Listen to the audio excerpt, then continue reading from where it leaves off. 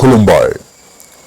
बे समाव फोसावनो लानाय आयदाया जाबाय बे बुहुमाव जेरैबो खैफोद कर'ना भाइरास कभिड-19 नि गाग्लोबनायाव दासिम बड'लेण्ड हालामाव गासै 5 जोखोम जाबाय। माने कर'ना भाइरास कभिड-19 जों सन्देरजानाय सुबुङा 5 जाबाय। एबिबिसि सुलुङाव फोरमायनाय जादों दि बड'लेण्ड हालामनि बाक्सा जिल्लायावबो कर'ना भाइरास दाजाबथायारि पजिटिभ सासे सुबुं ओंखारबाय होननानै जोबोर दावराव जादों।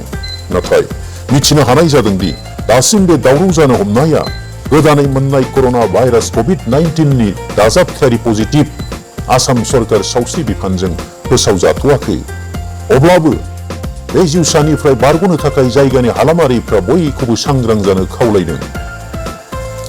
फाखन बारहुंखा आम्फान बारनाय बारजों दासिम सोनाब बंग आरो उरिष्या रायजोआव गासै 14 सुबुंनि जिउ खहा।